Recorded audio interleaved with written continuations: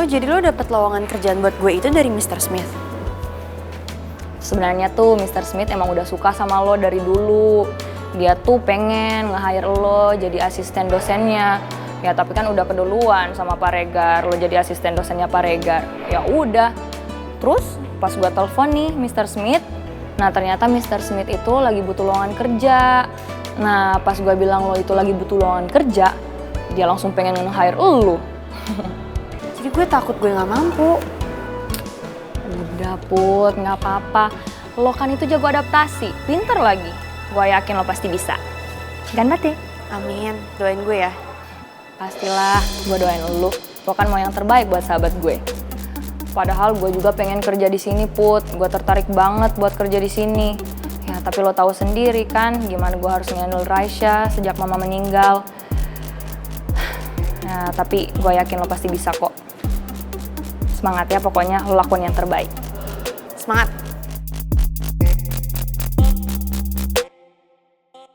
Jadi sekarang polisi nggak bisa ngelanjutin penyelidikan itu. Karena mereka bilang kalau nggak ada cukup bukti yang kuat untuk menuduh Rizky. Dari awal juga gue udah bilang kan Ran, itu semua tuh titik lemah kita loh. Iya, ya itu intinya. Kita nggak punya bukti yang bener-bener kuat buat ngelaporin dia. Ya nggak, tapi seberat apapun gue akan cari bukti itu. Karena gue yakin banget Rizky adalah orang di balik ini semua. Iya, kalau masalah itu feeling gue juga emang kayak gitu. Tapi bentar deh. Yang sampai detik ini masih jadi pertanyaan gue adalah dari mana Rizky dapetin uang sebanyak itu untuk membakar kantor kita? Orang gue sama Dinda udah cari tahu kok tentang dia, ternyata dia baru bergabung sama PT Aditama itu dalam hitungan hari. Ya otomatis dia belum gajian dong, belum punya uang. Oh, atau mungkin dia ngelakuin ini semua sendirian tanpa orang suruhan. Enggak, Ji. Mana mungkin si Rizky bisa ngelakuin ini semua sendirian, coba. Pasti ada yang bantuin. Ya tapi apapun itulah guys, mau pakai orang suruhan, mau nggak pakai orang suruhan, gue yakin banget ini semua adalah kelakuannya Rizky. Dan dia harus bertanggung jawab. Sekarang gue tanya dari sisi lu nya. Apa yang bikin lu yakin banget kalau ini semua kelakuannya Rizky?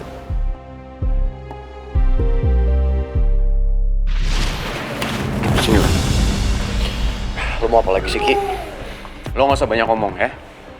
Udah ya, gue gak mau ada masalah sama lo. Lepasin. Kalau lo gak cemen, hadepin gue sekarang juga. Gue bilang lepasin Kak. Gue gak mau nyari masalah sama lo. Gue malas berurusan sama lo. Lepasin. Gue gak peduli. Lo udah ngancurin hidup gue. Lo udah putusin kesempatan gue sama Mel. Hadepin gue. Sel lo minggir deh. Gue gak ada waktu buat lo. Mau kemana? Gue bilang gue gak ada waktu buat lo. Lepasin gak? Gue gak bakal pasang.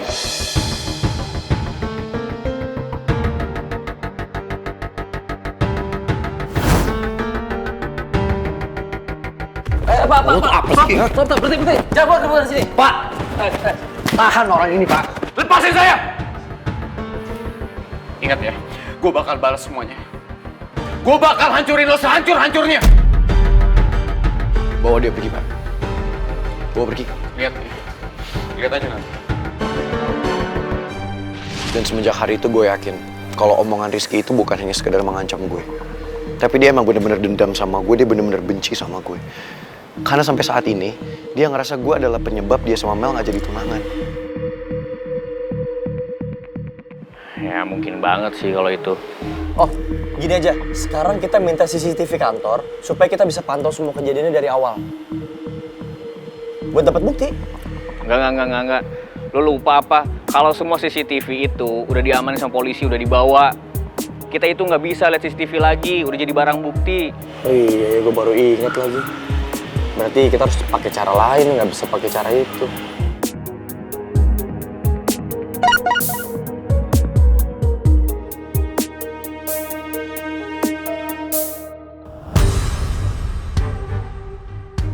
Siapa? Nggak, gue tiba-tiba dapat SMS ancaman kayak gini. Udah fix itu teror. Oh, gini aja, lu telepon balik supaya kita tahu siapa orangnya. Nomor yang Anda tuju Nggak bisa gini, nomornya nggak aktif. atau berada di luar service area. Cobalah beberapa saat lagi.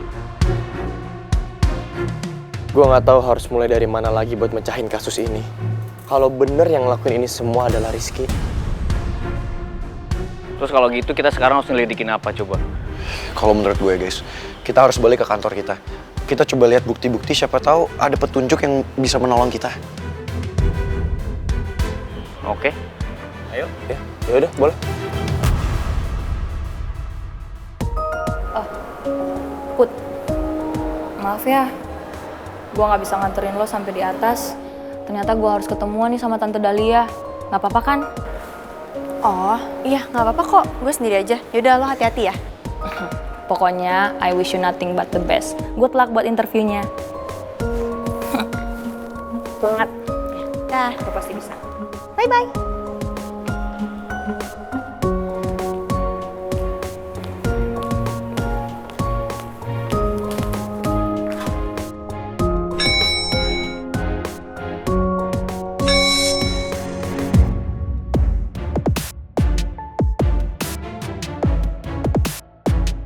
Kamu sebenarnya siapa sih? Kenapa kamu culik saya?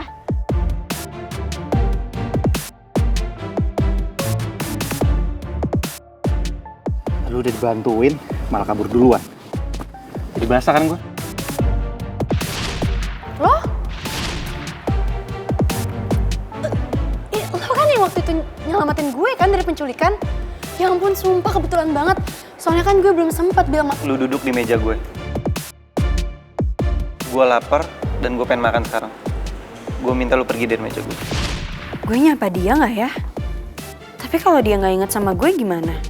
Males juga sih kalau gue berasa ngaku-ngaku pernah ditolong sama dia. Kayaknya nih cowok tipe yang cuek dan dingin deh. Karena gue juga nggak denger suara hati dia sama sekali.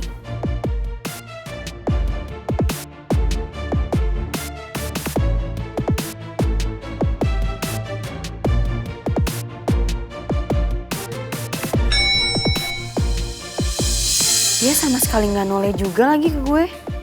Masa sih dia nggak inget sama gue? Padahal kan kejadian itu belum lama. Ya ampun, kan harusnya gue keluar di lantai 3. Kenapa tadi gue nggak keluar coba?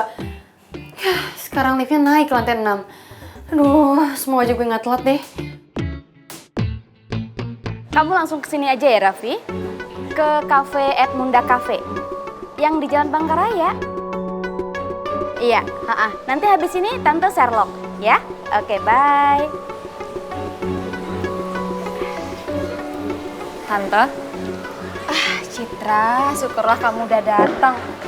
Barusan aja tadi Tante telepon Raffi. Kamu ingat Raffi kan? Raffi siapa Tante? Anaknya Tante Lina yang tinggal di Kuala Lumpur. Sekarang itu si Raffi pindah ke Jakarta. Terus? Tante Lina itu bilang sama Tante supaya ajak jalan Raffi. Ya mungkin dia udah lupa jalan-jalan Jakarta. Kelamaan tinggal di Kuala Lumpur, Citra. Tapi kan kalau Tante yang ajak jalan, nggak cocok. Cocoknya itu sama kamu. Lagian kan kalian tuh sepantaran, seumuran. Ya. Aku jadi ingat WA-nya Pak Regar. Ternyata ini tujuan Tante Dahlia minta aku datang ke sini.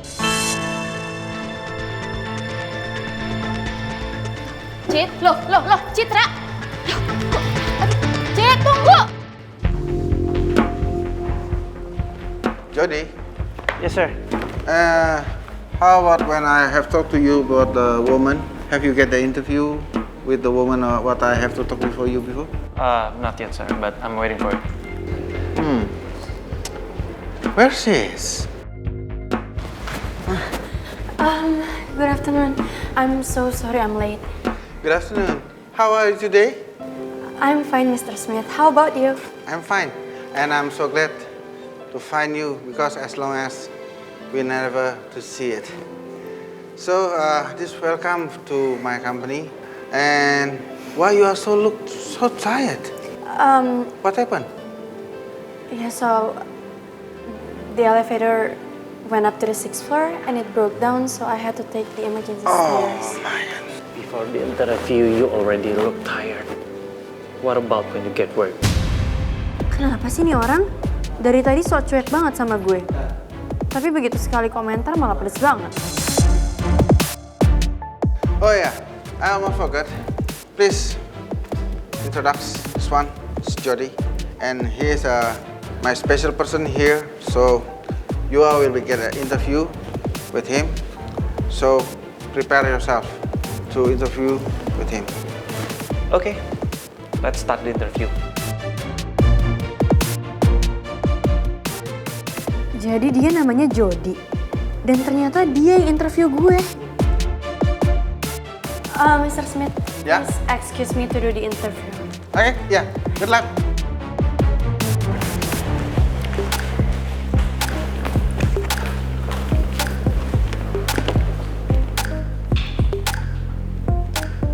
Have a seat, please. Thank you.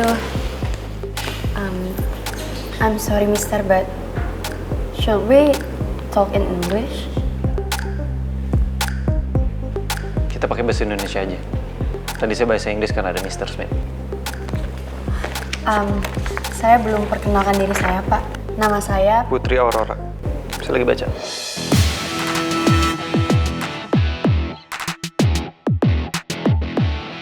Oke, coba ceritakan dengan singkat soal diri kamu. Nama saya Putri Aurora. Saya kuliah di Universitas Bunga Bangsa dan saya pernah bekerja sebagai asisten dosen juga di universitas tersebut. Saya juga pernah bekerja di PT Soraya Persada Utama dan yang terakhir saya bekerja di PT Metro Jaya Persada sebagai Chief Operating Officer. Apa ada yang salah, Pak, dengan perkenalan saya tadi? Karena sepertinya Bapak kurang berkenan untuk mendengarkan. Kamu tahu kan ini perusahaan apa? Ini perusahaan Gold Medal Corporation yang bergerak di bidang minyak dan multinasional. Jadi harusnya kamu menjelaskan dan melamar kerjaan ke sini sesuai dengan perusahaan itu. Saya minta maaf, Pak. Tapi jujur ini pertama kalinya saya bekerja di bidang perminyakan karena saya sama sekali belum punya pengalaman sih, Pak, di bidang ini. Terus bagaimana saya bisa tahu kalau kamu itu kompeten atau tidak? Bapak bisa tanyain soal yang lain ke saya? Apa yang kamu tahu tentang perusahaan ini?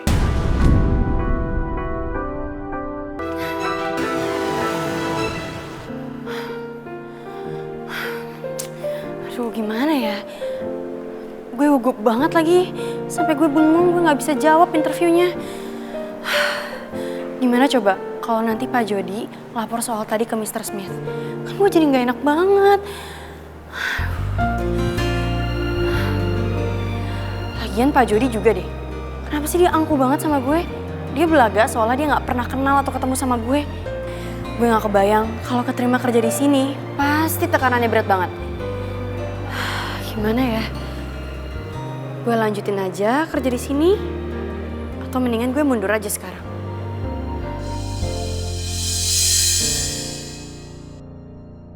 She's not qualified, sir. She doesn't know anything about petroleum industry. For me, it doesn't matter. I believe she will be learned because when I know she's so critical student at university before, so she will learn faster. But sir, we need an experience. Yeah, I know. And then she will get an experience in here. Trust me. Mr. Smith percaya banget sama kemampuan itu cewek. Padahal menurut gue, Putri nggak sebagus itu. Apalagi pertemuan kita terakhir nunjukin dia kalau dia sangat-sangatlah pintar.